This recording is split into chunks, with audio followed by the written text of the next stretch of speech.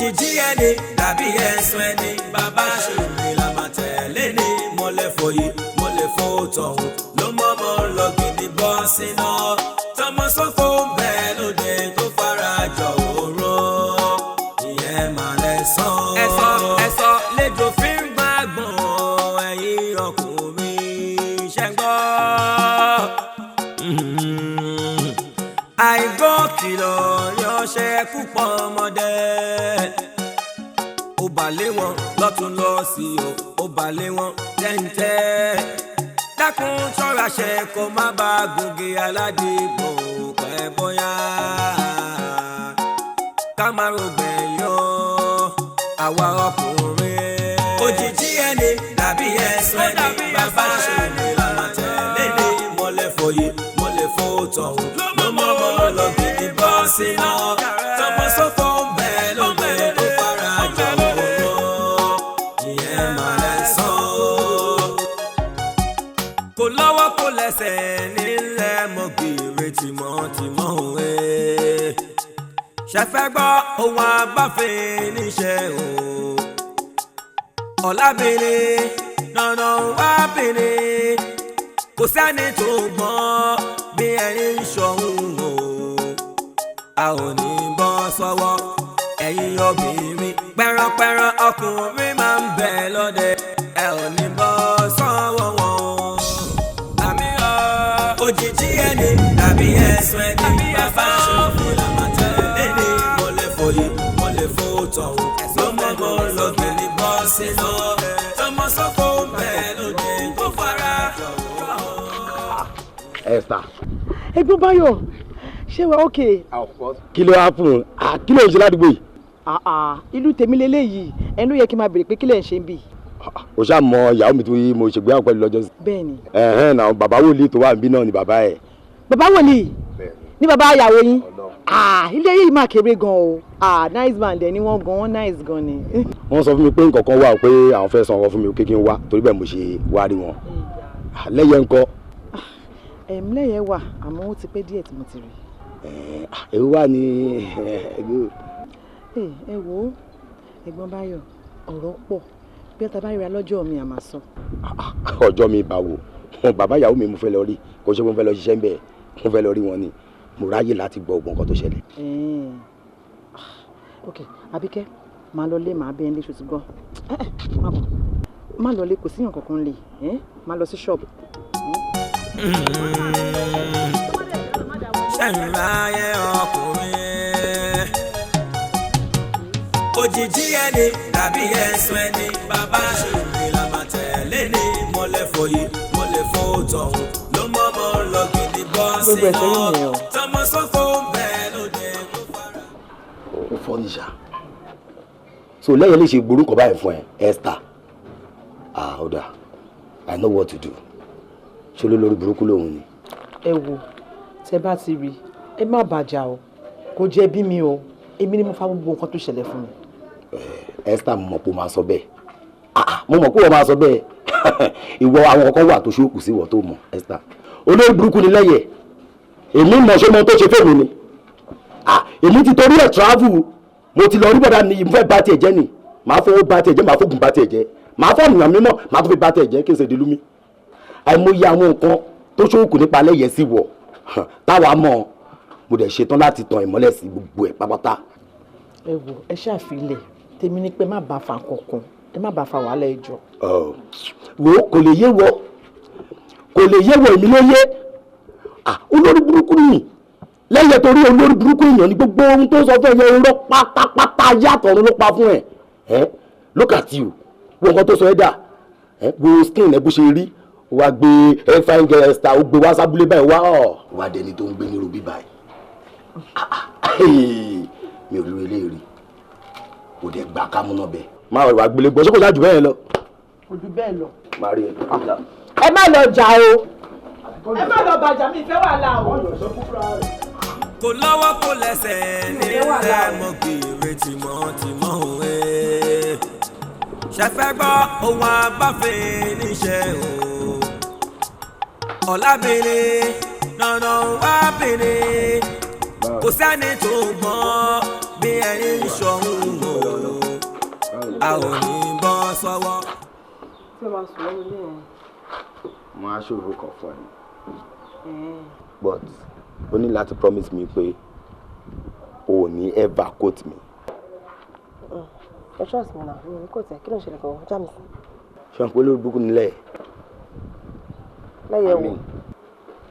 lẹ́yẹ̀ náà irọ́ lẹ́yẹ̀ ń pa gbogbo nǹkan tí lẹ́yẹ̀ ń ṣe irọ́ ló ń pa ó ń parọ́ tán ẹ̀jẹ̀ ni ó ní ọ̀n lẹ́yẹ̀. you understand break it down for me. ṣòro pé lẹ́yẹ̀ lọ́ọ̀fù ẹ̀ ni lẹ́yìn ò lọ́ọ̀fù ẹ̀ for real ṣòro gbogbo nǹkan tó ń ṣe yẹn ó ń ṣe torí pé ó bìdú pé in politics òun ṣe ní káríà ó wá wò pé tó ń bá mú ẹ mọ́ra torí position dádì ẹ òun lè gbé ẹ mọ́ra torí ṣọ̀kú òun fẹ́ lọ sí house of rep you don't understand so òun náà fi wo style tó ń lè fi mú ẹ mọ́ra tó ń lè fi gain ní audience kọ́ lè support òun ó dẹ̀ pé bàbá ẹ̀ lẹ́nu ń bẹ̀ kò love ẹ for anything. mo rò pé ẹ̀yin ọkùnrin pé ẹ máa ń tọ́ obìnrin dáadáa mo rò pé common but with Leye is different because ó mọ mi tá a jọ dì sí náà Leye love me I love ara wa. mo pé tí n bá sọ fún ẹ náà ò ní believe me ṣùgbọ́n ṣùgbọ́n pé Leye ti fún yàn lóyún ṣá. Leye fún yàn lóyún. ìlú kan lòun àti bàbá ìyàwó mi jọ ń gbé ní Bàrà mo lọ kí bàbá ìyàwó mi ni mo bá ń bẹ̀ wo oyún Esther ó ti tóbi gan Leye ò sọ fẹ́ bọ́ èmi ni mo mọ̀ mo rí wọ́n lọ́wọ́ àjọ jókòó ni tí n bá sọ̀rọ̀ fún ẹ má doubt me I'm not joking. Báyọ̀lé Leye ti tèmi fún yàn lóyún. irọ́ tèmi ni kí ló dé. wá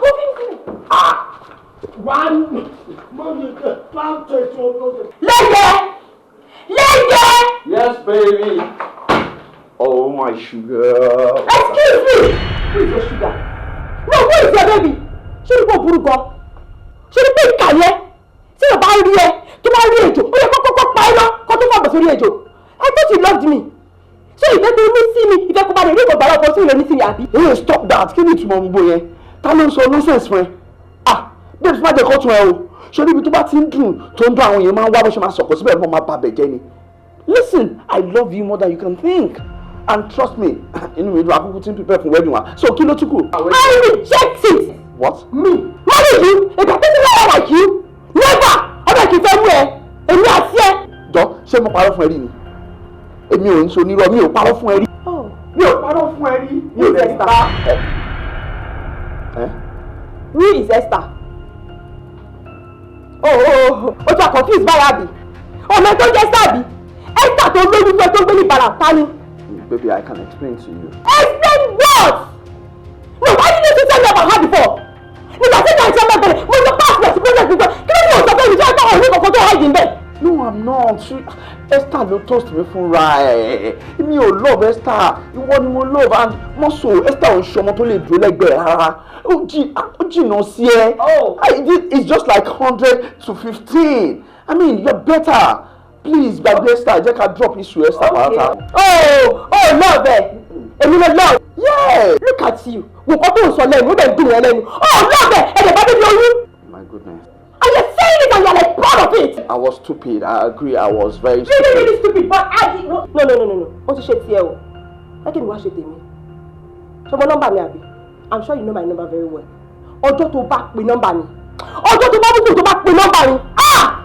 A jẹ́ pé o fẹ́ kú kó òjijì nìyẹn. No, babes, don't do that. Now, tó bá wá mú ẹsẹ̀ méjèèjì, tó bá yìí lọ sọ́dọ̀ dádì mi, tó lọ tójọ́ kọjá àbọ̀ lọ sọ́dọ̀ dáadáa, a jẹ́ pé àwọn tó ní ẹfẹ́, ọmọ ìfojú sunkún ẹ̀. Wọ́n ní bẹ́ẹ̀ ni fọ́kà. You now, babes, ó dẹ̀ wá. Let us talk in it now. Ká sọnù, ká má bàa sọnù mà ní. Esther, sori pé ẹgbẹ̀rún Samuel ẹ kò lè Samuel lọ́wọ́. Káìpọ̀ rántí pé mo ti tẹ̀lé wá sábúlé yìí ni ó dá mi lójú kò ní sáwá bíbá. Esther, ìwọ mú ọmọ fẹ́ bà ti tèmi jẹ́ nítorí pé ó fẹ́ follow agreement tó jọ wà láàrin wa òun ló ṣe fi oyún sílẹ̀ fi sáwá bíbá yìí. Kò rí bẹ́ẹ̀ Leye. Báwo ló ṣe rí? Owó ọjọ́ tí tó fún mi ìgbà tí mo lọ báńkì tí mo fẹ́ lọ gbà mo gbowó yẹn tó nu báńkì mo bọ́ síta báwọn lè ṣe gbowó lọ́wọ́ mi nìyẹn. Mi ìdẹ́lẹ̀ padà wá bẹ́ẹ̀ mọ́ nítorí ẹ̀ ni mo ṣe dèrò. Aṣọ o lè gba owó lọ́wọ́ ẹ ó túmọ̀ sí pé kò má lu ọpọlọ ẹ láti wá solution sóyún burúkú tó wà nù ẹ. mo try láti ṣe nǹkan bọ̀ wọ́n ló wà dangerous. bẹ́ẹ̀ni ọ̀sìn sọ́hún jáde wọ́n ló wà dangerous nítorí pé ó dangerous yẹn ló wá rẹ̀ mí kàn ni wọ́n á sọ fún rẹ̀ mí pé ìwọ nìyàwó mi èmi fún wọn lóyún ìwọ wà lábúlé right. Rẹ̀mí mi mẹ́ tó ń jẹ́ Rẹ̀mí o. ó ti yàwó ẹ̀ fún lọ́tọ̀ pa yẹn. mi mẹ́ tó ń jẹ́ bí láti bá ti mú kíní ti ṣẹlẹ̀ yìí wá ni mo wà. ó tún parọ́ so Rẹ̀mí sùn ó dẹ̀ mọ̀ọ́mọ̀ lálàá ó rí ẹ pé mo fún ẹ lóyún sí ìgbà yà bí. kí ni lè ṣe jàǹbá fún ẹ lẹ́yìn. ok àìsàn mọ̀ pé ó lè ṣe jàǹbá fún ẹ èmi náà lè ṣe jàǹbá fún ẹ. lẹ́yìn. kò sí wàhálà èmi náà lè ṣe kà fún ẹ mo mọ̀.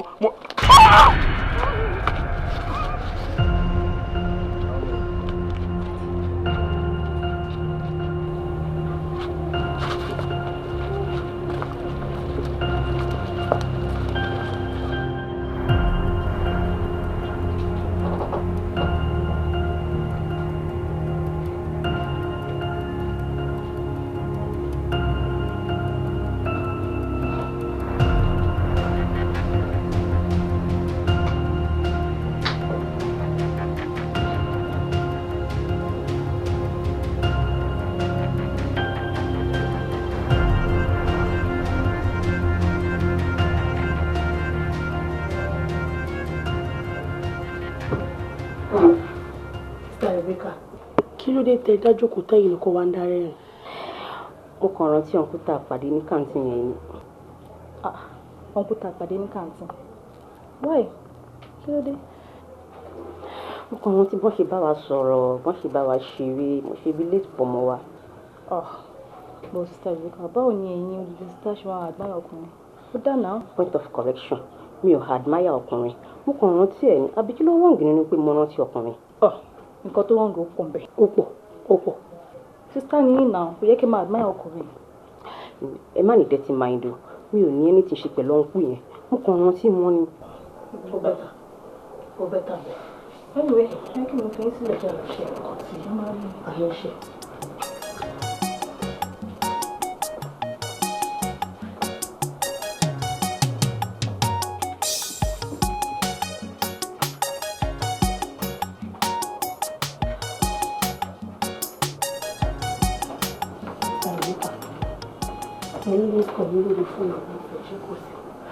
ìmú flash yín kí n lè bá yín sọ̀rọ̀ sista Tóbi ẹ mọ̀ pé tí bá ń parọ́ fún everybody ẹ mọ̀ pé mi lè parọ́ fún yín torí mi á sì yín lájọ ọjọ́ rẹ̀ consigning ọ̀nkúta pàdé ní kàǹtì mi I think I'm in love with him. Sister Rebecca love sister fall in love n bọ́lẹ̀ ti bọ́rọ̀ ẹ̀ rí have you forgotten the vow we took? Of course I remember the vow, but we cannot cheat on nature. Kì í ṣe pé mo fẹ́ ní kankan ṣe pẹ̀lú ọkùnrin yẹn mo kàn ní kí n sọ mind mi fún yín. Sister Rebecca ẹ cheat on nature ẹ cheat on nature bẹ́ẹ̀ ṣe sọ́ọ̀sì pẹ̀ ní kọ̀ọ̀kan bá òǹkú yẹn ṣe ó máa dá bẹ́ẹ̀ o tó bá jẹ́ pé tí ń rò tẹ́lẹ̀ èmi máa advice yín kẹ́ ẹ̀ wipe off kúrò ní ọkọ yín ẹ understand tó bá dẹ̀ jẹ́ pé tí ń wo pé bí ẹ fẹ́ gbé ìgbésẹ̀ lé lórí ẹ má ṣe o Sister Rebecca don't forget the vow we took ṣó ti yé yín báyìí Sister Rebecca. mo ti gbọ́ ẹ ṣe. ṣé mọ̀ pé tí èṣù bá fẹ́ penetrate wọnú ayé èèyàn bó ṣe máa wá díẹ̀ díẹ̀ lélẹ́yìí o ẹ má gba èṣù láyé o. Ọlọ́run fún mi ṣe. àmín ṣe gan-an mo ti gbọ́.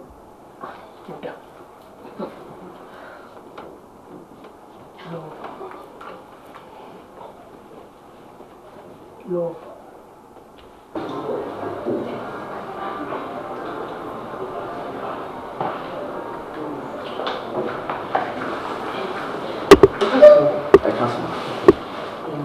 Ẹjọ́ má bínú ẹ̀yin ni mò ń dúró dè. Bẹ́ẹ̀ ni. Láti lọ. Bóyá ẹ ti gbàgbé àwa lè pàdé ní bíbá ilẹ̀ níjọ́ mẹ́ta yìí. Mo rántí. Mo fẹ́ rí yín ẹ jókòó.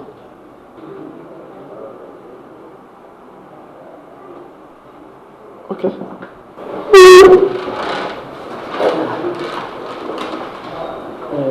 Ẹ má bínú pé mo gba táìmù nǹkan tí mo fẹ́ rí yín fún òòlì ó kọ́ mi kí n mọ yín. kẹ́ mọ̀ mi. bẹ́ẹ̀ni. Wọ́n bí ti báwo tó gbé mi nù. Ó wù mí kí mi àti ìjọjọ́ rẹ̀. Ẹ má bínú o. Ṣé rí bẹ́ẹ̀ ṣe wà yìí mo nígbàgbọ́ wípé lẹ́ẹ̀bù tèmi wà nínú life àti lẹ́ẹ̀bù tẹ̀yin wà nínú life ó jìnnà síra wọn gan. Kò súnmọ́ra wọn rárá. Sísítà lẹ́yìn. Ẹ̀yin lẹ́rù bẹ́ẹ̀ kò sí nǹkan tó bá rí ní tèmi àti ìjọjọ́ rẹ̀. Kájọ rẹ̀. Bẹ́ẹ̀. Ẹ jọ kí lórúkọ yín? Sister Rebecca. Sister Rebecca. Ẹ fẹ́ jọ́rẹ́ mi.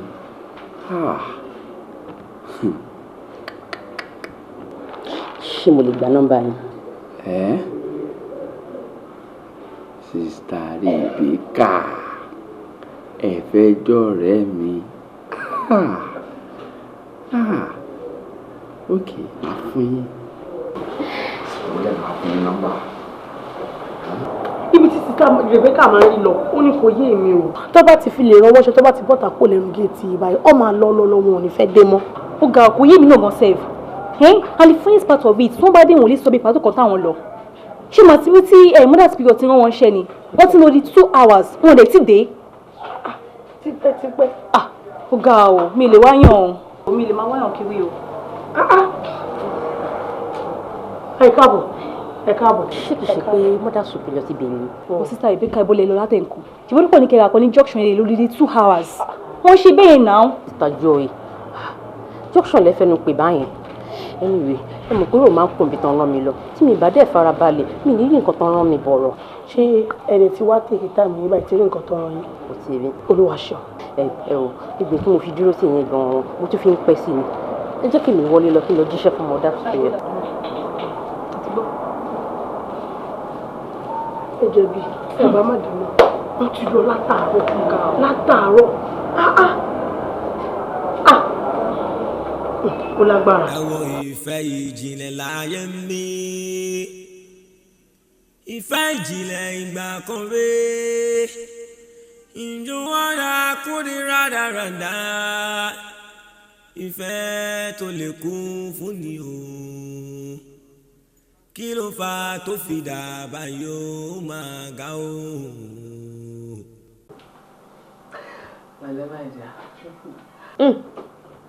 Bílẹ̀ ẹ ṣe ròyìn ẹ gan-an ni mo bá ẹ ṣàlàáfíà ni mọ́mí àti dáàdi ẹ̀ ń kọ́. Mọ́mí àti dáàdi mi ti kú. Ìyá wọ́n máa ṣe o pẹ̀lẹ́ Ọlọ́run á foríjì àṣìṣe yẹn àmọ́ mo kàn fẹ́ sọ ọkàn fún Rebecca sórí ìyá kú bàbá náà sì ni o tó o bá ti ń rí èmi àti bàbá lẹ́yẹ ìyá kú bàbá náà dẹ̀ wà láàyè o ṣé fún tí mo sọ ti yẹ má má bínú pé ò bá dàdí ẹ lé this time around tó wà sáré travel ni òun promise ẹ pé when next tó bá fi máa wá wàá bá wọn ṣùgbọ́n ẹ̀yin aráyè jókòó sọ̀rọ̀ nítùbínúbí àyànnàná gbogbo ọ̀rọ̀ àádẹ́fẹ́nu ọ̀rọ̀ jóná kí ni ìgbésẹ̀ tá a fẹ́ gbé ìgbà wo la fẹ́ ṣe gbogbo ètò sí. Mọ́mí ẹ̀ tẹ́ bá mi dúpẹ́ pé mo mú ojú lọ sọ́jà mo ra nǹkan tó dáa ọmọ tó dáa tó wá láti lè rè. Òótọ́ bẹ́ẹ̀ kó wà mójú lọ sọ́jà náà ta ló fẹ́ fi ti ẹ̀jọ́ ilé ló bá. Oh yes. Thank you ma ẹ ṣé gan ni ma. Rebecca kí ni kí wọ́n fà ẹ́. Mọ́mí ẹ má worry mo ti wà okay. Television ti jù ni.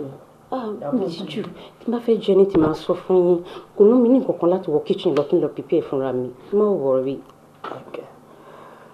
Mo fi ìrìn àjò ẹ̀yin méjèèjì mo fi lé Ọlọ́run lọ́wọ́ Ọlọ́run á máa wà pẹ̀lú yín o Ọlọ́run á máa bá yín gbé ẹ jọ sanra yín agbára Ọlọ́run ilé mi á gbà ẹ́ ọ̀dẹ̀dẹ̀ mi á tú ẹ̀ lára wàá bísùn wàá bí wà lè fún mi láṣẹ Olódùmarè. Èṣù ẹni bí ọ̀tá kò ní kó sára àgbà lóṣù wá rí ilé mi á gbà ẹ́ ọ̀dẹ̀dẹ̀ mi á máa sàn ẹ́ wò.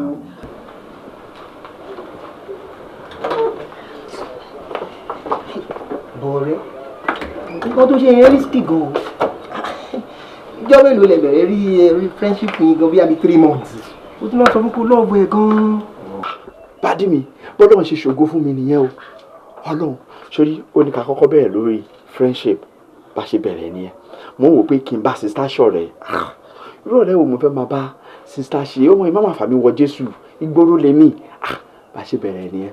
Mo kò wá observe pé látìgbà tí mo ti bẹ̀rẹ̀ sí ní bá ṣọ̀rẹ́ yẹn, nǹkan mi bẹ̀rẹ̀ sí ní lọ sókè. Progress bẹ̀rẹ̀ sí ní dé mi ní àdùnbárìn lélẹ́yìí. The best thing ni kí n náà sí pé mo fẹ́ fẹ́. Wọ́n á wò pé sista báwo ló ṣe fẹ́ máa. But nǹkan tó fún mi gbà ẹ̀ ní pé tèmi àti ẹ̀ bá ń sọ̀rọ̀. You understand? Tó bá dì mí mú báyìí, a ti wà kárí ìdèwé nígbà míì, a fọwọ́ pa mí lọ́wọ́. Tó bá sọ jíyá sáré mọ́wọ́ ẹ̀ kó, mo wò pé ọmọ yìí gan love me. Do you understand? Bí mo ṣe jù sí nìyẹn. Behold, ọmọ sọ fún mi kó máa fẹ́ mi ni. Ọlọ́run Sister stuff tó wá ṣe kọ́. ọmọ mo gbé sista kúrò lára ẹ̀. Bàbẹ́ bọ́lọ́run ṣe máa ń ṣògo fún wa nìyẹn. Àwọn tá ti gbàgbóró jẹ́, tá ti bà everywhere jẹ́, bọ́lọ́run ṣe máa ń gbé fún wa nìyẹn. Wò bá ń bẹ̀ tẹ̀. Tí n bá fẹ́ ọmọ ìwọlé tán wà ní pé virgin ni màá bá. Sista ni. Nǹkan tí mo kàn ṣe ni pé láti bí 3 months nísìnyí tá ti ń bára wa fà.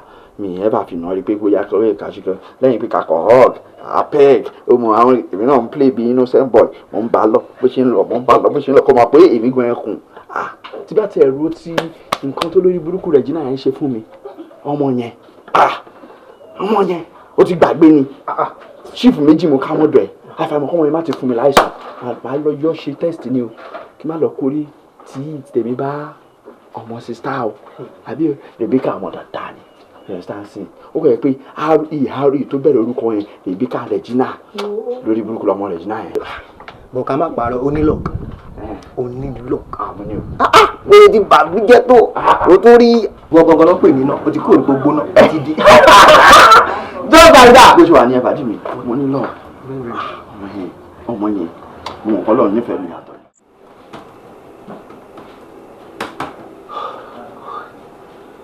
Gbẹ̀ngà. Kí ló ń ṣẹlẹ̀ nínú ọjọ́ mẹ́ta yìí? Ọmọ iṣẹ́ ọkọ̀ bọ́ sí mọ́bìlì tẹ́lẹ̀ wetin dey happen? As in kí nìkan ló ń ṣẹlẹ̀ gbọ̀ngàn náà? So ìwọ náà rí bẹ́ẹ̀ ọmọ èmi náà ti ń wò láti last week ó dà pé iṣẹ́ ìtútù yàtọ̀ ń gbòòrò. In fact àwọn client tó dẹ̀ ń fún mi bí $500 every week àwọn kan tó sọ àwọn adájá fọ̀ ọmọ wọn ti yàtọ̀ ní ṣá. Àwọn dẹ́ pé a máa ń ṣe fàkíà tá máa ń jáyé pa táwọn ọmọ ẹlẹ́gàn máa ń fọ́ òye pé tobacco ti gbọ́wọ́ club ẹ̀ máa yàtọ̀ ni tómi fẹ́ káwọn yẹn já sí pé ó ti tán lára dájú wọn ọmọ ó sú mi o. Gbénga Bọ̀dé tèmi bá máa fi ọgbọ́n obìnrin tèmi gbé ó dàbí pọ́rọ̀ tó wà lẹ́yìn kò ń ṣọ̀rọ̀ ojú lásán mọ́ bóyá káwọn nǹkan ṣe sí ni o. So baby kí ló wá fi pé a lè ṣe. èmi ò bá suggest pé bóyá ká lọ bá àwọn èèyàn tó máa ń pọwọ́ dà yín ó lè bá wa nǹkan ṣe sí náà. Gbénga sórí òótọ́ ọ̀rọ̀ ni tí bèbí sọ mo support ọ̀rọ̀ tó sọ sórí kan tó try láti sọ fún wa ní wípé ká try láti evolve plus sí yahoo tá à ń ṣe. ó ń try láti sọ pé ká evolve plus. yahoo plus. ọ̀rọ̀ yahoo ń ṣe ọ̀rọ̀ ojú lásán mọ́ ó ti yí ẹ ọmọ I don't tire man I don't tire I swear. ẹ̀yin guys dey bad gan o ọmọdé wáyé pé solution nìyẹn náà ọmọ ṣé mi tó ń wò yìí iṣẹ́ ọba mi lára mo á gbàgbé o tó wáyé pé yahoo plus yẹn náà nìkan tó máa work tó jẹ́ solution ọmọ mo ò sá mẹ́ ìyá ti sú èmi mẹ́. tẹ̀sùn ẹgbẹ́ ẹ̀kọ́ dry. mo ti lé ṣẹ́ẹ̀kì pa mi báyìí ó kàn ń cast ni. èmi mú sọ̀rọ̀ ọmọ mi kí ló ṣe ẹ bá mi gbé fóònù fún kí ló ṣe accident níbo ló súnmọ́ ọmọ ló lọ ẹ ti ẹ̀jẹ̀ kí wọ́n jẹ́ kí wọ́n gbẹ̀rù àná gbé fóònù fún sẹ́ẹ̀ ẹ ti kò lè sọ̀rọ̀ mo dárò ọ́fíìsì wọ́n lẹ́gbẹ́ lọ ọkẹ́ mo bọ̀ sí. Mọ̀mí kí ló ṣẹlẹ̀? Kò yé mi o ọkọ ẹnìkan ló fóònù ẹ pè mí sí wọ́n bẹ̀rẹ̀ pé ṣé màá mẹ́nu sọ̀rọ̀ mo níyẹn wọ́n ló l'accident. Ó dárò ọkọ mi accident. Ọkọ mi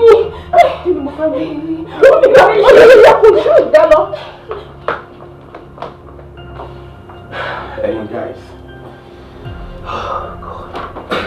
kí lẹ wò sí ọ̀rọ̀ tó wà lẹ̀ tí bá ń pé kò sún mi wọ ní bàbá mo ti rò títí tí mo rí o mọ́ nísìn bàbá ní pé ká lọ mú virgin wa kò ní pé ká tún mú wa nìkan ká wá bá ní àjọṣepọ̀ ká wá fi àǹkì ká fi nu ẹ̀jẹ̀ tó wà lójú ara ẹ̀ sọ fún mi láàrin mi àti ẹ̀ ibi láti fẹ́ rí virgin pẹ̀lú kò táyé dancing. ẹ wò ṣe rí condition tí bàbá yẹn gbé wá yẹn to me ó ti pọ̀ jù o ní time yìí báwo la ti fẹ́ get virgin condition yẹn ti le jù. Ti baby, I know you are a very good master plan. Surely, ṣé o ní àwọn ọ̀rẹ́ tó jẹ́ pé wọ́n jẹ́ virgin tá a lè lò fún ritual tá a fẹ́ ṣe? Ìwọ gan fún ni ṣé mi jọmọ kejì 2 ni èmi àwọn ọ̀rẹ́ mi virgin àwọn tèmi ti gbangba láyé ti pẹ́ ibo ló fẹ́ rí virgin. Baby dúró má lọ sọ fún mi pé gbogbo àwọn ọ̀rẹ́ tó ń wá sí bíbá ìtẹ́jọ́ ń kó ayín jáde má sọ pé ogun ilẹ̀ ti là dẹ́yìn o. Mo rí dúró àwọn ọ̀rẹ́ tèmi látòkèdè lẹ̀ níbo ló ti fẹ́ rí àwọn bíi sista Kelechi. Kò sí nǹkan tó jọ àwọn ọ̀rẹ́ tèmi kẹ̀ láíláí gbogbo wọn lè rí o. Èmi ti ń ro nǹkan kan gbogbo bá ṣe ń sọ̀rọ̀ yẹn èmi ti ronú jìnnà gan-an. Èmi wò ó pé bóyá ká lọ wá àwọn bíi àwọn Catholic sista yẹn àwọn Mary gbogbo àwọn sista yẹn àbí kí ló feel ó dá mi lójú virgin máa wà ń bẹ́ ṣáá ni àwọn yẹn ò mọ̀ kankan. Wàláì òótọ́ ni kẹ́yìn sọ ṣé gbogbo àwọn gẹ́ẹ̀sì yẹn pátápátá ìwọ náà wọn ta máa ń tòsí wọn gba virgin gbogbo wọn ọmọkùnrin àwọn ilé ibi bí ẹ̀ṣẹ̀ ni nìyẹn ọmọ ó try báwo la ṣe máa gẹ́ẹ̀tẹ̀ ń sìn. Ti baby mo ti mọ ẹ̀kan ṣe ni mo dẹ̀ trust ẹ̀ gan sórí nípa àwọn Catholic tó ń sọ yìí I know it's really gonna be difficult but pẹ̀lú rẹ̀yàn tó jẹ́ mo mọ̀ pé wàá lè ṣe ó máa wà very very possible sórí iṣẹ́ yìí ìwọ náà ni wàá bá wa ṣe ó ti yẹ wàá wá ọgbọ́n wàá wá trick tí wàá fi mú wọn ó ti yẹ tá a lè fi achieve kan tí a lè just throw long. Ó jẹ́ kó trust ṣe bẹ́ẹ̀ mi. I trust you. I trust you. Máa ṣe ogun yẹn máa wọ̀ rí. Mo trust ẹ. Ó yà ẹ fà. Èyí tó lù kí sẹ́ẹ̀tì kan ní máa fún. Ọ̀dọ̀ inú mi bá àwọn bàtà ọ̀ ìkọ́ tí mi gbọ́ ẹ̀ lásọ mo ní láti mú ẹni sí inú mi dùn mẹ́. Ṣé bí nǹkan tẹ sọ fún mi wípé lẹ́yìn ò fi gbogbo ara farapa much nínú accident ẹni shock nìkan náà ló ní kí ni nǹkan tó tún wá fa problem báyìí.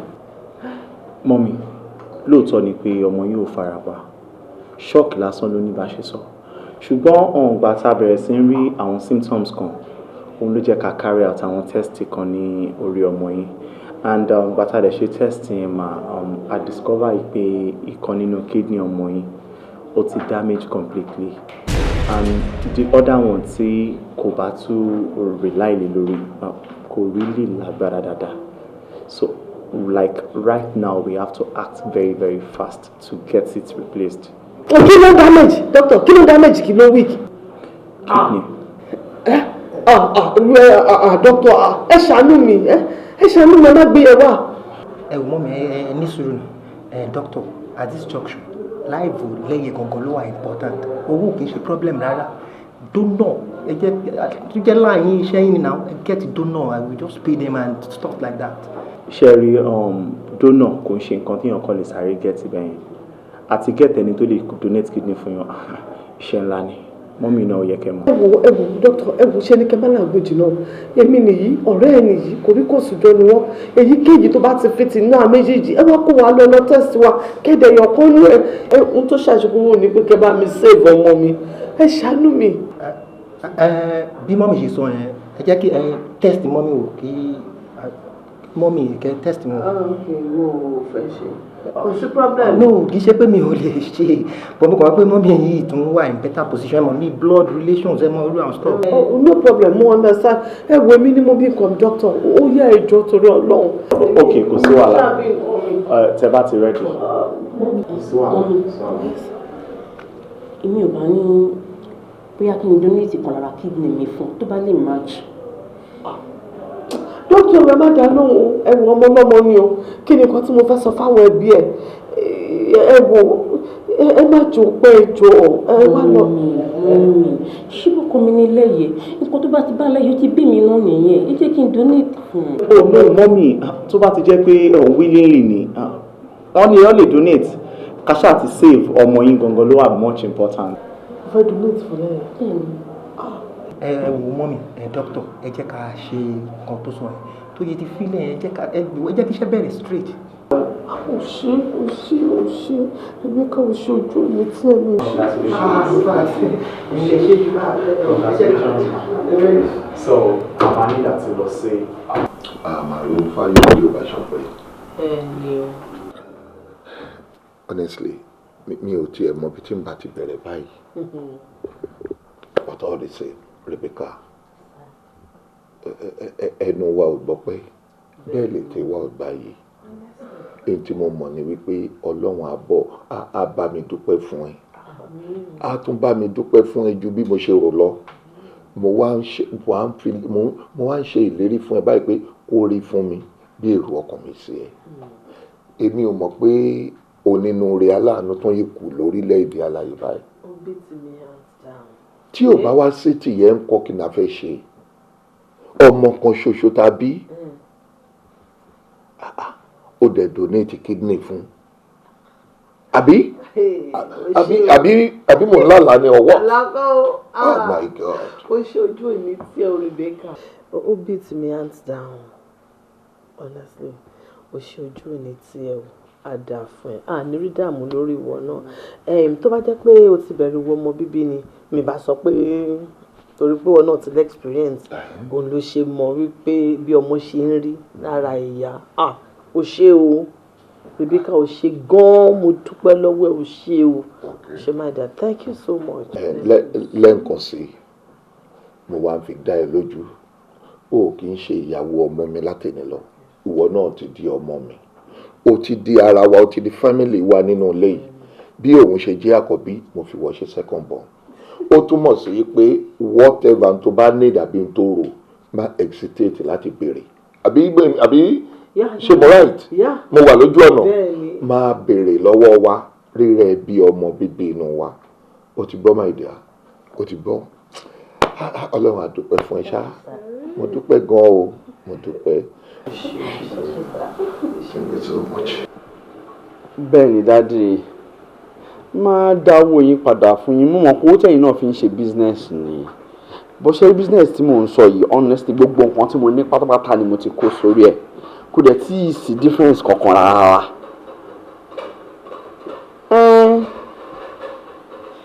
ó yẹ kẹ́ trust ọmọ yín náà mi ò kí ń ṣàpà máa manage dáadáa I promise you. Thank you, Daddy. Ẹ ṣé. Máa dá padà, má worry. Trust me. All right, sir. Okay. All right. Okay, that was sir. Yes. Ibo ni Rebecca lọ láti ìgbà tí mo ti dé láti ọ́fíìsì mi. Èmi náà ti rí wọn. Bọ̀ǹgbà tí mo rí wọn tó ń jáde láàárọ̀ very early, ó sọ pé àwọn fẹ́ lọ rí yàn. No, wọ́n sọ fún mi, sorry. You are very stupid. Rí o pé rárá o tí ẹ mọ nǹkan tó fẹ́ sọ orí wọ́n ti dé wọ́n sọ ó tí o pé ní o mọ nǹkan tó ń sọ ni kí ló ń ṣe ẹ́ orí ẹ̀ gbálẹ̀ ni. Wọ́n sọ fún mi mo ṣe rántí ìta náà mọ̀ sọ. kó tó ṣe irun sórí bíi wèrè ṣé irun tó fi dáná fún mi náà lélẹ̀. No style ni. ó tún sọ fún mi pé style tó ń ṣe lábúlé yín àbí má dáná fún mi báyìí mọ́ ok. Why am I not coming gospel misconduct phone.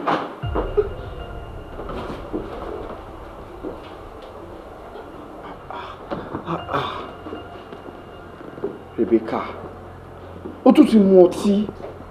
Kí ló tó ń ṣe báyìí fún rẹ náà? Bàbá ìfọ̀nì ìṣà. Let me lọ mọtí.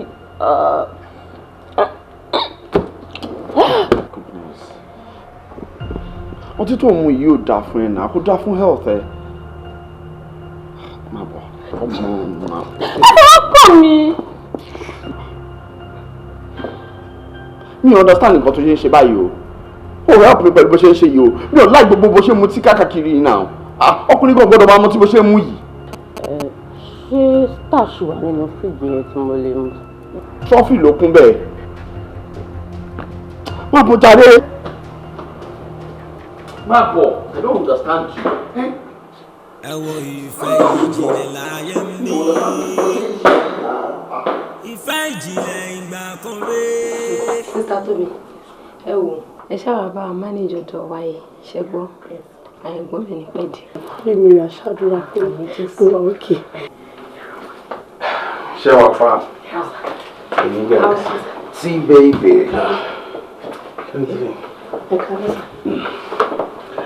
sista Tóbi. sísá tóbi àwọn ẹ̀gbọ́n mi méjèèjì yẹn bẹ́ẹ̀ ṣé wọ́n wọ̀nyí wọ́n nice gan-an ni o ẹ wò sísá tóbi lórúkọ wọn wọ́n nice gan-an.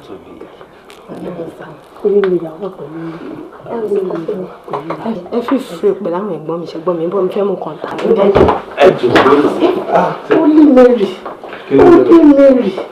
sista Tóbi ẹ wo bíbá ẹ ṣe mọ̀ pójú lọ́rọ̀ wa kí tí bèbí tó dìde kúrò bíbá ẹ ṣe mọ̀ pó sọ fún yín pé àwọn ẹ̀gbọ́n òun nice gan ṣe rí bá ṣe wà yìí Mr. Nice Guy ni wa tẹ bá cooperate pẹ̀lú wa ẹ níṣòro. ní àfikún ṣẹ̀rí ní bíbá ọ̀gẹ̀dẹ̀ àgbààgbà lè wá gbà. ó lè mẹ́rì ọ̀gẹ̀dẹ̀ àgbààgbà. kí ló ń jẹ́ bẹ́ẹ̀ sá. ẹ wo bí ẹ fẹ́ mọ̀ kó tó ń jẹ́ ọ̀gẹ̀dẹ̀ àgbààgbà.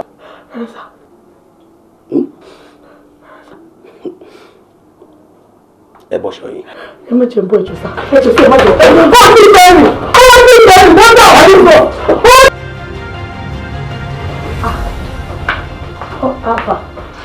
Alpha. See baby, you really form my hand for the first time.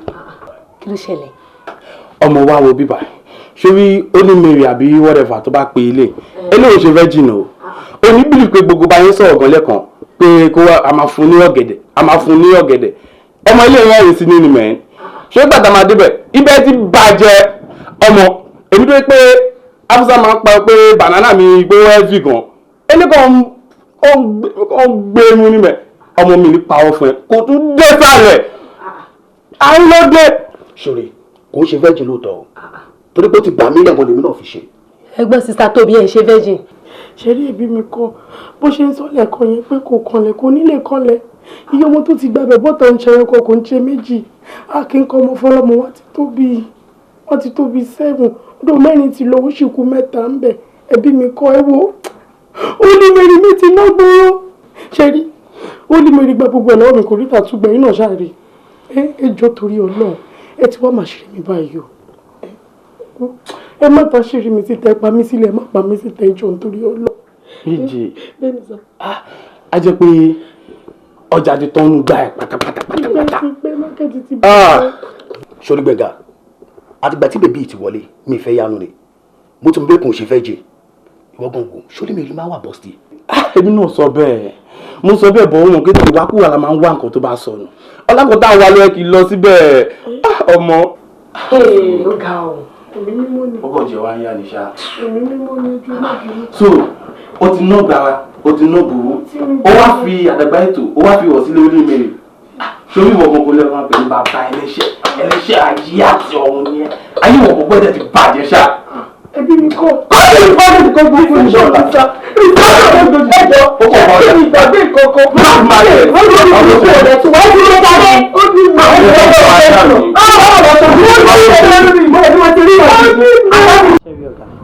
mo appreciate the fact pé ẹ rí mi gẹ́gẹ́ bí ọmọọṣẹ́ yín because you never treated me like one but ọ̀rọ̀ tó wà nílẹ̀ yìí ó tóbi gan and bí mi ṣe ń wò ó ògbójú la máa fi gbé kúrò lọ́kàn o. ògbójú. bẹ́ẹ̀ ni torí decision tó wà nílẹ̀ nsìn ó le gan and at times hard decision òun ló máa ń jẹ́ ká rí solution sọ̀rọ̀ tó bá wà nílẹ̀. ọ̀gá bí mi ṣe ń wò ó ẹ máa ní láti fẹ́ ìyàwó kejì ni o. No, never. I can never do that. Mo love Rebecca gan ni. Ọ̀gá, nobody is disputing the fact wípé ẹ love ìyàwó yín. Àmọ́, but Sherry, 3 reasons ni mo fẹ́ kẹ́ rí nsìn tẹ́ ṣe ní láti fẹ́ ìyàwó kejì. Number 1, you're not getting any younger. Àwọn parents yín náà rí, kì í ṣe pọ́n kéré sí. Wọ́n fẹ́ rí ọmọ wọn látara yín. Ẹ̀yin náà fẹ́ rọ́mọ tí yín. Then point 2, àwọn ọjọ́ tẹ́ bá fẹ́ lọ sílé, tẹ́ fẹ́ ease stress lára yín, ẹ rí bòmí tẹ́ fẹ́ lọ. She will cook for you, she will take very good care of you. And point 3, gbogbo ojú àgàn táwọn èèyàn fi ń wò yín á lè kúrò, á lè hàn sáwọn èèyàn wípé you can actually impregnate a woman. So gbogbo reasons mẹ́ta yọ̀gá mo fẹ́ kẹ́ hold ẹ̀. Gbogbo nǹkan tó ń sọ yìí mi ò lè parọ́ fún Rebecca. I mean, mo láti sọ fún kó mọ̀ láti lẹ̀, you know. I think that's the best thing even tí bá máa ṣe. Kò sẹ́ni tó ní pé kẹ́ parọ́ fún ìyàwó yín, but need àti sọ ọ́ torí nígbà tí àsìkò ọ̀rọ̀ bá tó, torí mi gbọ́ rí pé ẹ fẹ́ fẹ́ ìyàwó mi síta ẹ kọ́kọ́ ń pè ìyàwó lé jókòó. It's not done that way. Tásìkò ọ̀rọ̀ bá tó ọ̀rọ̀ á sọ̀rọ̀ ẹ̀, and come to think of it torí tìyàwó yín náà lẹ ṣe ṣe, torí àwọn Yorùbá máa ń sọ pé orí ọmọ òun ló ń pọ ọmọ wáyé. So who knows, tíyàwó òta bá lóyún tán á lè fúntilé ní àǹfààní, òun náà lè conceive. Only point. Okay. But my problem is, sorry, láti ìgbà tí mo ti fẹ́ Rebecca, mi ò kọnu sóbìnrin mi ò dẹ̀ fẹ́ kọnu sóbìnrin mi láyé mi. And the reason is best known to me. Ọ̀gá ẹ̀ mọ nǹkan, ìyẹn ò le. Ẹ fi yẹn dá èmi. Kì í ṣe pé èmi náà good nírú nǹkan bẹ́ẹ̀ láti máa ṣe all the time, but ẹ fi yẹn dá mi. Torí pé mo tiẹ̀ ní lady kan lọ́wọ́ ń sìn. Ọmọ olówó ni o, ṣùgbọ́n kò really hàn lára ẹ̀ tààrà torí she lives a low key life. But èmi mọ bí mo ṣe máa bá sọ̀rọ̀. Okay. Let's start from somewhere.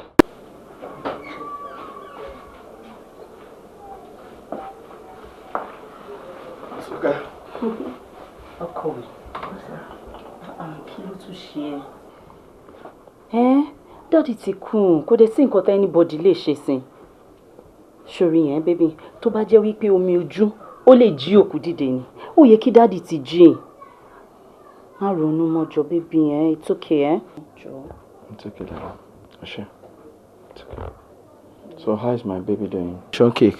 Oh yeah, he's kicking. Okay, jẹ́ kí ó miss Pops here for like 2 weeks. Torí òkú grandpa. Oh, I'm so sorry, my son. Okay, baby. Ó ti accept ẹ. But kí ló máa jẹ? Anything. Yeah. Kò jẹ́ kó jẹ́ pé nǹkan tó máa lè sáré ṣe. Because mo láti tètè padà sílé.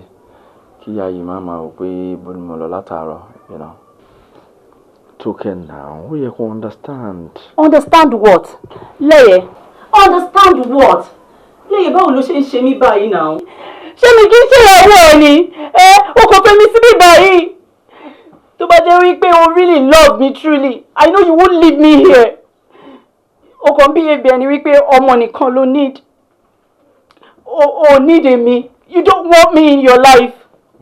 Torí pé ìyàwó ẹ ò lè bímọ àbí. See, baby, I love you. Yeah. After all, you ain't low uncle me. And the baby misses you a lot. I understand. Sweetie, I promise you. So I'm happy next week. Mama and Lori mom see me. Are you sure? Yeah, I'm sure. Thank you so much, baby. It's okay, baby. It's alright. Oh. Trust me. Are you happy now? Now I'm happy. And the baby is happy too. So tell me, what do you want to eat? Anything. Are you sure? Yeah. Anything, I'm coming. Ọkùnrin olójú kòkòrò ó tún gbé yọ kó ṣàmà fún ọjẹ́ máa ní dákun ẹ̀yìn wò. Ma, oúnjẹ ti jiná ma, ṣé kí n bá yín gbé wá síbí bá? Má worry, ibi bá ti pa mí, màá wá jẹun. Okay. Lábàbí. Ma. Ṣé lẹ́yìn rí mi bíbá láàárọ̀ ikú tó lọ sí ọ́fíìsì? Wọ́n rí bẹ́ẹ̀ sùn sílẹ̀ lẹ́yìn Ìbàdàn. Ó dẹ̀ ráhùn bọ́tù. Wọ́n rí tí mo kó sórí dining bẹ́ẹ̀ yẹn náà. Ó lè pààkì. Okay.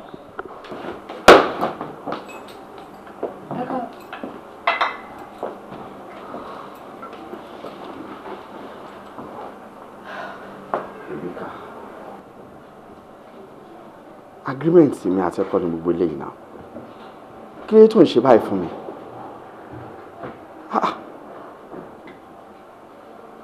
Anyway, mo fẹ́ kó mọ̀ pé gbogbo nǹkan tó bá wù kó ṣe, mo love ẹ and I'll continue to love you. Àdúrà mi ni pé k'Ọlọ́run kó bá mi yí ẹ padà. Ẹ wo ìfẹ́ ìjìnlẹ̀ láyé ń bí. Ìfẹ́ ìjìnlẹ̀ ìgbà kan rèé. Ìjọwọ́ra kúrì rádaràdà. Ọ̀gá, mo ti ń wojú yìí látàárọ̀ láti bàtà tí kúrò lọ́fíìsì. It looks to me that you are not happy. Kí ló ṣe yín? Ọ̀rọ̀ Rebecca ni. Ìyàwó yín. Mi ní parọ́ fún ẹ láti ìgbà tí mo ti ṣe ìyàwó pẹ̀lú Rebecca. Mi ì ní dùnnú láti àárọ̀ dalẹ́ rí. I'm telling you, tí bá wà lọ́fíìsì, tó bá ti ń túnmọ́ time tí máa close báyìí, ìrònú máa ń bà mí ni. Pé ha, nínú wàhálà àwọn ọmọ tún lọlé lọ kú yìí. Rebecca fẹ́ pa mí, kò fi mí lọ́kàn balẹ̀ rárá. I understand. Ṣé àbí ẹ kúkú máa lọ sọ́dọ̀ Tókẹ́? And thank God, weekend láwa yìí. Tó bá dé dìrọ̀lẹ́ ọ̀la, ẹ máa padà sílé. Èmi náà ti rò nǹkan tó sọ yẹn. But sincerely mi ti ẹ fẹ́ kí Rebecca suspect rárá. Tó bá ti ń di nǹkan tí mo jáde tí mo sùn ta, a máa wò pé kí ló mú mi sùn ta. Mi fẹ́ kó fura pé bóyá mo níyàwó kan síbi kankan. And I must be sincere with you. Tí o bá ṣe ọ̀rọ̀ ọmọ ni, mi ní follow advice tó fún mi pé kí n fẹ́ Tókẹ́. Ọlọ́run kò ṣe Tókẹ́ náà ti wà nù yín sí. Just Kẹ́dẹ̀ wá máa wo ọ̀gá. Ṣé rí Tókẹ́ yẹn ọmọ dáadáa ni o, and ilé rẹ̀ pàápàá ló tuntun jáde. I know and I agree with you. In fact, ọmọ dáadáa gidi ni ó hàn lára ẹ̀ kó fi wà pamọ́ bíi ti Rebecca fún mi rárá. But you see, mi ìfẹ́ ń jẹ́ kí nǹkan kan affect ìfẹ́ tí mo ní sí Rebecca. Mo observe nígbà tí mo fẹ́ Tókẹ́ gan. Business mi gan tún move. So mo agree pọ̀ ọmọ dáadáa ni. Ṣé wàá rí ọjà? Ṣé rí tí o bí business tẹ sọ́ọ̀sìn tó bí ẹ bá ti gbó ẹ má gbàgbé mi o. Mi ò lè gbàgbé ẹ, trust me. Kọ́lọ̀ nǹkan tí a ti bá mi mú Rebecca kárẹ̀ tí ẹ bá mi dáadáa. Ọlọ́run á ṣe, Ọlọ́run á ṣe. Abẹ́rẹ́ ibi ọkùnrin olójú kòkòrò. Ó tún gbé yọ kó ṣàmà fún wọn jẹ́ màá ní dákun ẹ̀yìn o. Baby, didn't you finish your work at the office? Tó fi jẹ́ wípé little time tó yẹ kó tún spend pẹ̀lú mi, ó wá fi ń ṣiṣẹ́ lé. Má get it wrong. First and foremost, mi lọ sí office lẹ́yìn náà, if you understand. Ṣé document tó ń wò yìí kò ń ṣe ti office rà? This file ó contain gbogbo documents properties dáàdì mi. Gbogbo ilé tí wọ́n ní pátápátá, companies wọn, ọ̀rọ̀ ń pa owó wọn, banks and everything, gbogbo ẹbí báyìí ló wà. So that means this file is very very important. Wọ́n gbé fún mi kí nǹkan tó ṣẹlẹ̀. Èmi tọ́jú ẹ̀ sọ́dọ̀ mọ́mì. Mọ́mì ò feel comfortable, wọ́n ní kí n wá gbé kúrò lọ́dọ̀ àwọn. And my problem is bí mo ṣe gbé kúrò lọ́dọ̀ mọ́mì, mo wò pé tí bá gbé délé, tí nǹkan kan lọ jẹun lórí ìyá tó wà nílé tó ní kíní kan ṣẹlẹ̀ dẹ́gbà kan tó bá mi jà tó domi sí àbí tó yá because these are the original copies. Mo ṣe decide pé okay jẹ́ kí n wá gbé sọ́dọ̀ ẹ̀ tí bá ti lọ síbi iṣẹ́ lọ́la màá yá màá gbà màá lọ sí bank màá lọ tọ́jú ẹ̀ síbẹ̀. You are very correct. Yeah. So mo kàn ń go through ẹni kí n bóyá ó pé. Baby, daddy náà wọ́n practice tó pọ̀ gan-an. Tó pọ̀ gan-an. Mo Bọ́láńlé ni. Baby, Abọ́láńlé. Oh, Abọ́láńlé.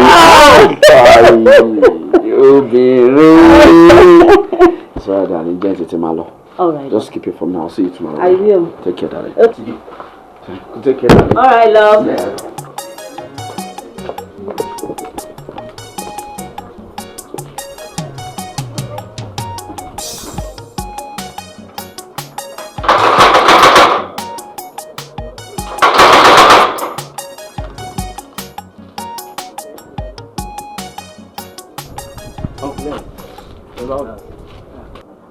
Jọ tó kẹ́ńkọ́. Àárọ̀ yìí la kọ̀wé wọn tán gbé mọ́tò ńlá wá tán wá kó gbogbo ẹrù. Tó kẹ́ páàkì kó bí wa. Wọ́n láwọn ti pack out ni. Ibo ló lọ? Àwa rò pájọ ọmọ yín ni. tó kẹ́ pé èrò kókó ń bí báyìí. àwọn ògbé bímọ. òjijì ẹni tàbí ẹ̀sùn ẹni bàbá ṣe ìrìnà máa tẹ̀lé ní mo lè fòyí mo lè fò tọ̀hún ló mọ́ mo lọ́gì ní bọ́ọ̀sì náà tọmọ sọ́kò bẹ́ẹ̀ lóde tó fara jọ òró ìyẹn máa lẹ sàn. Hello secretary, try number manager fún mi, mi ti try ẹ kò lọ, ìwọ máa try ẹ, tó bá ti get ẹ sọ pé kó pè mí sínsìn. Yeah.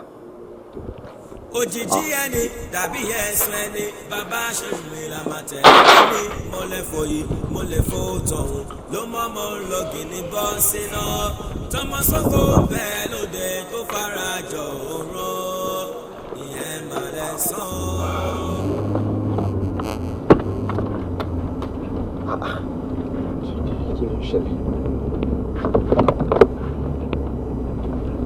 Hello secretary. Yeah. Manager ṣe kíni? Ó resign.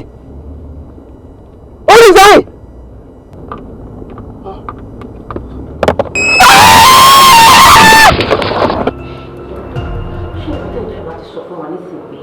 ọkọ mi ò ní lè fi ẹsẹ̀ méjì jí mi mọ́.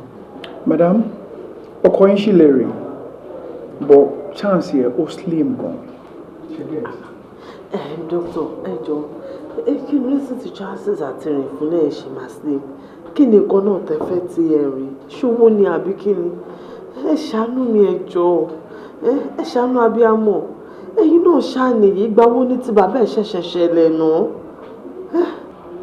Madam, Sherry, ẹ jẹ́ ká máa dúpẹ́ fọ́lọ́run pé accident yẹn ò jù báyìí lọ. Because tó bá pò ti mẹ́mìí wọn lọ, nǹkan tá à ń sọ ìkọlà mo máa sọ. Ṣùgbọ́n mi máa assure yín, àwa doctor, a máa try gbogbo agbára tọ́lọ́run bá fún wa. Sherry yìí náà ẹ ní láti máa gbàdúrà nílé, kọ́lọ́run fún wa ṣe. So, mo nígbàgbọ́ pẹ̀lú àdúrà tí wọ́n á rìn. Ẹjọ́ jẹ́ kó yàn náà fún yín ṣeun. Mi ìfi àwọn kan dákẹ́ àdúrà ẹjọ́ o. Ẹ má yẹ kójú tì mí ẹjọ́ torí Ọlọ́run yín náà ní rìn òwò ẹ níkù ní kò lóbo. Ṣé a lè yọjú sí ní sàn? Why not? Lè rí wọn. Lè rí wọn. So, jẹ́ kí.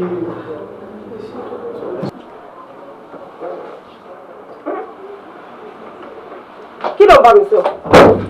No, kí ló bá mi sọ náà?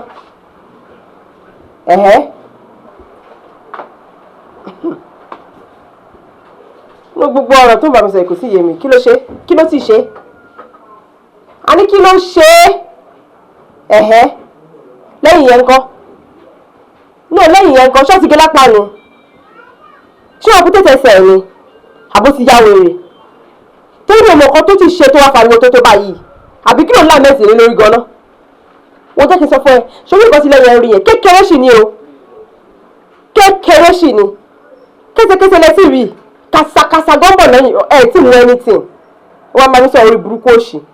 Bàdé tí wọ́n finish pẹ̀lú ẹ̀, ó máa mọ̀ pé yóò kì í ṣe irú ẹ̀.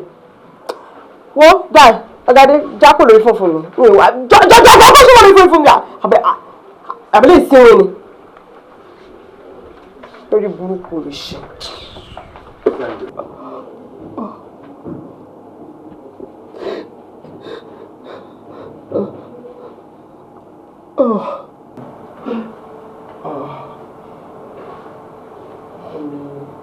Má sọkún mọ́. Ìwọ náà mọ̀ pé inú mi ò kí ń dùn tí n bá ń rẹ nínú ìbànújẹ́. Kò dẹ̀ máa wò ó tó bá jẹ́ wípé ó wà níkàáwọ́ mi láti mú ẹ kúrò ní condition tó wà. Má ṣe é. But unfortunately there is nothing I can do about it. Jù. Lẹ́yìn èyí tó ń ṣe yìí ń sìn, ṣé ó fi ràn rẹ lọ́wọ́ ni àbí ó fi ń kó ìbànújẹ́ sí mi lọ́kàn? Ó dẹ̀ mọ̀ pé kò sẹ́ni kankan fún mi o. Lẹ́yìn Ọlọ́run, ìwọ náà ló tún kù. Ó dẹ̀ jọ kó ṣàánú mi ọkọ mi. Ṣàánú mi. Wo kò sí nǹkan tó kẹ́mi pẹ̀lú nǹkan táwọn dókítà sọ̀rọ̀. Tèmi ni wípé mo mọ̀ wípé Ọlọ́run ń bẹ láàyè. Níwọ̀n ìgbà tí Ọlọ́run dẹ̀ ń bẹ láàyè, ẹsẹ̀ yìí ó máa fìrìn padà. Wá fìrìn lẹ́yìn mo ti sọ fún ẹ, màá gbé ẹ travel, á lọ fix ẹ lọ́hùn. Mo dẹ̀ jọ torí Ọlọ́run jọ.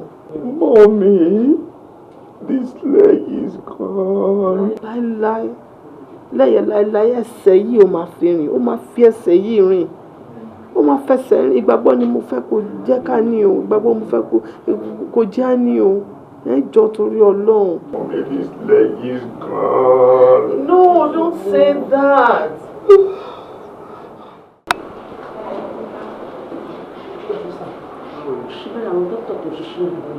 Yes. Okay. Mo fẹ́ bèrè bóyá mo lè sùn sínú wọ́ọ̀dù pẹ̀lú ọkọ mi mọ́jú. Ṣebí ẹ̀sán sì pé ọkọ yín ni. Bẹ́ẹ̀ni. Why not? Tó bá ti jọ́kọ yẹn lè sùn pẹ̀lú wọn títí dàrọ́ là kò sí problem. Thank you very much. Ẹ ṣé gan ni sir. Thank you, sir. It's okay.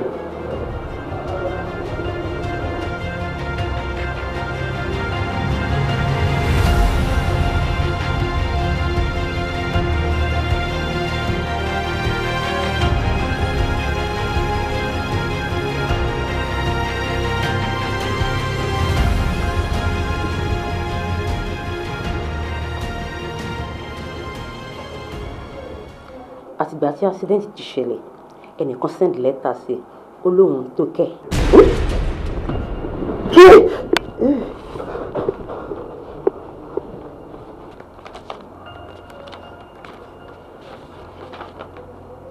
Farabalẹ̀ kó máa gbọ́ ọ. Èmi mọ̀ pé inú ìbànújẹ́ ló máa wà báyìí, but I need to teach you a lesson. You hardly spend time with me. Ìyàwó ẹ̀ Rebecca ni ó máa pariwo. Even for the fact wípé mo wà nínú oyún ẹ̀.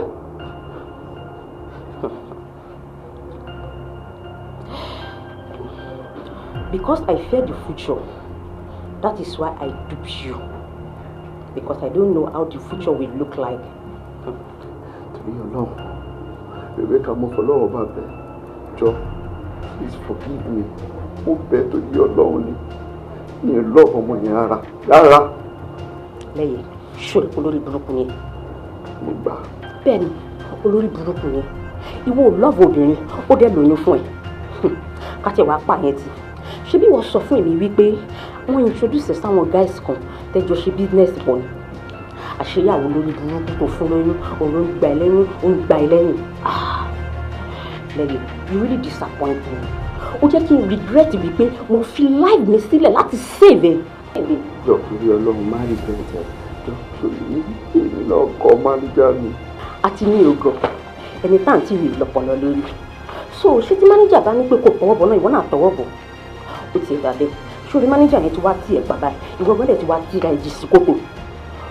Ṣé tí bó ṣe ń lọ sìn tí n bá lọ sí ilé má expect kó máa padà bá mi nílé ẹ̀ mọ́ torí máa páàkì gbogbo ẹrù mi ó kéré jù ó tóbi jù mo kó gbogbo ẹ̀ mọ́ lọ́rùn mi. Rebecca don't do that to me. Show presently mo ní ìdẹ̀kọ́ ní life mi I beg you ní mo kọ́ tó leave me. Ẹsẹ̀ yìí ò gbádùn inú fúnra mi ò gbádùn. Tí bá fi lókè tọ́wọ́ lé punish me níjọ́ kejì ọlọ́wọ́ Rebecca please. Ó ń bẹ̀ yín. Ṣé ìwọ mọ̀ wípé condition tó wà kò dáa tẹ́lẹ̀? Èmi ò kí ń ṣe ọ̀mù tí o. Ṣé orí gbogbo drama tí mò ń ṣe fún ẹ̀yin mo kàn fẹ́ fi test ẹ̀ ni omi lásán ni màá mu. Torí pé wàá rí ìbò ọtí kékeré lọ́wọ́ mi ó bẹ̀rẹ̀ sí ní kóbìnrin kiri ó bẹ̀rẹ̀ sí ní kóbìnrin lóyún ó tiẹ̀ tó dàbí wo ìbáṣepọ̀ ní àti ẹ̀ ó ti dópin báyìí mo lọ ló ṣì ò níra lọ.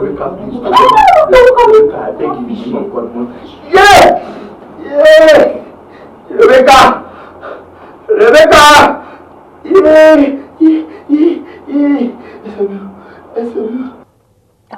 Ọ̀gá ò bébè. O tiẹ̀ sọ nǹkan kan látẹ̀ nǹkan. Inú mi ń dùn ni. Kọ́sì ẹ̀yin mọ́. Inú mi ń dùn. Ẹ kú kalẹ̀. Madam. Ẹ má bínú pé mo dá yín dúró. No problem. Àwọn properties yín nìyẹn o. Oh, thank you very much. Ẹ ṣé gan-an inú mi dùn. Báwo dẹ̀ ni ṣé ti gẹ́tà láti? Àti gẹ̀ẹ́tì ẹ̀ náà ni wọ́n ṣe ń dùn bí látara.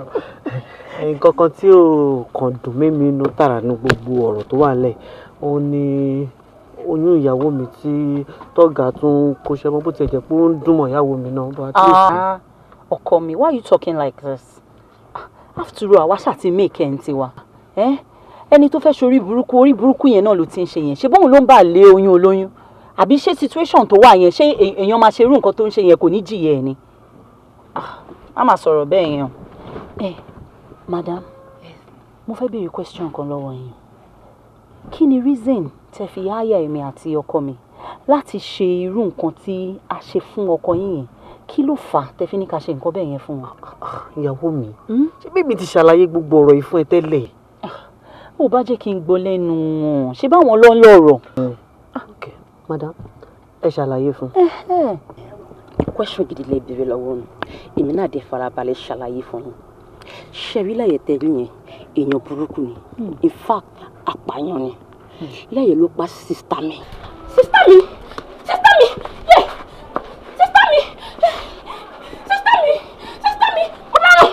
Mo gbé ọ̀! Aláìlú gbé ọ̀! Sísítà mi! Sísítà mi!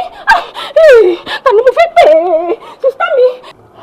Mo wá ń wá ọ̀nà láti gba ẹ̀san lẹ́yẹ mi ò rí. Kẹ̀dẹ̀ máa wo ìwà tí lẹ́yẹ wù sí ẹ̀gbọ́n mi, òun ló mú mi, ó dùn mí débi wípé mo ti pinnu lọ́kàn ara mi pé mi ò ní nífẹ̀ẹ́ ọkùnrin kankan mọ́ ìgbésí ayé mi. Ìdí nìyí tí mo ṣe lọ darapọ̀ mọ́ sísítà. Kò pẹ́ kò jìnnà tí mo darapọ̀ mọ́ sísítà tán ni mo pàdé lẹ́yẹ. Mo wá fẹ́. Kò pẹ́ kò jìnnà tí mo fẹ́ lẹ́yẹ ni mo gbọ́ pé ó ní kidney problem. Mo wá wò wípé tí lẹ́yẹ bá kú bẹ́ẹ̀ kò ní mọ ẹ̀ṣẹ̀ tó ṣẹ̀. Even ẹlẹ́dàá ẹ̀gbọ́n mi lọ́run kò ní dáríjì mi tí mo bá gbẹ̀san. Ìdí nìyí tí mo fi fi ìkan lára kidney mi sílẹ̀ fún. Mo fẹ́ kí ẹ̀mí ẹ̀ gùn dáadáa ni mo ṣe donate kidney fún lẹ́yẹ. Kó lè jẹ ìyà yìí wẹ́rẹ́wẹ́rẹ́, kó lè jẹ díẹ̀díẹ̀, kó náà lè mọ̀ wípé nǹkan tó ń ṣe kò dáa. Bon, madam, gbogbo àlàyé tẹ́ ṣe ń sìn ó ti yé mi o. Nǹkan tó dẹ̀ yẹ kí mi náà béèrè, Ọlọ́run má jẹ́ kárí kò ṣe dáadáa. Tá bá tiẹ̀ dọ́dọ̀ Ọlọ́run sìn, tọ́lọ́run bá béèrè wípé kí ni reason tá a fi wúrú wà tá a wù yẹn, sórí pé a máa rọ́rọ̀ sọ. But ṣé ẹ wá jẹ́ kí lẹ́yìn yẹn irú condition tó wà sí, ṣé jẹ́ kó mọ nǹkan tó ṣe yẹn, ìwà tó wù tó fi di pé wà ní irú position yẹn? Rárá o, mi ò jẹ́ kó mọ̀. Bó èmi fi hàn pé kò bá better kó sọ fọkàn wọn. Ẹ jẹ́ kó mọ nǹkan tó ṣe yẹn. Ṣebí kí ẹlẹ́ṣẹ̀ kó má bàa tún dẹ́ṣẹ̀ mọ́ lèèyàn ṣe máa ń sọ pé nǹkan báyìí lèèyàn ṣe òun. Tell him. Ó dáa, ẹ sọ fún wọn. Pé kí n jẹ́ kó mọ̀. Ẹ jẹ́ kó mọ̀. Okay. Ẹ fẹ́ text wọn kọ́ nìyẹn.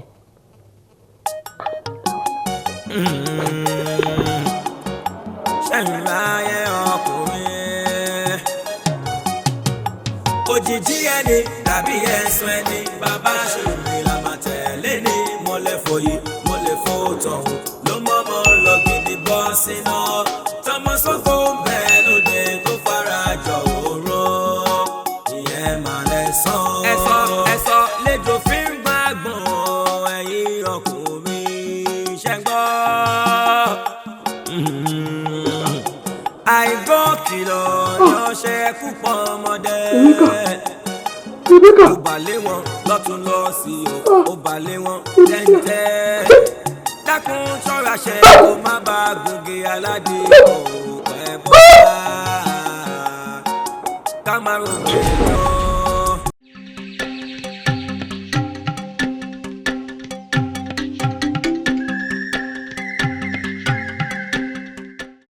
àwa ọkùnrin òjijì ẹni tàbí ẹ̀sùn ẹni bàbá ṣòro làmà tẹ̀lé ní mọ́lẹ́fọ̀ yìí mọ́lẹ́fọ̀ tọ̀hún ló mọ́ lọ gidi bọ́ sínú tọmọ sọ́kò bẹ́ẹ̀ ló bẹ́ẹ̀ tó fara jọ òró ìyẹn máa lẹ́sàn.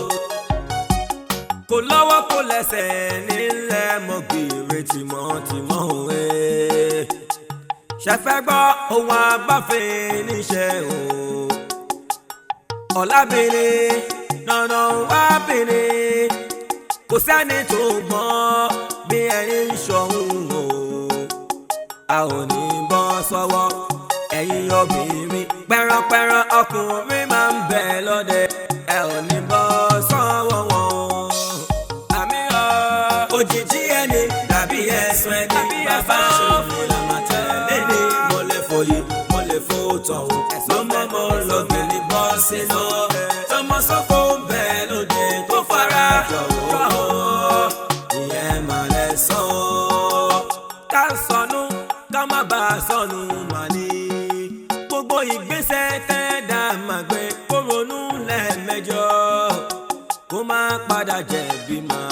yan nígbẹ̀yàn.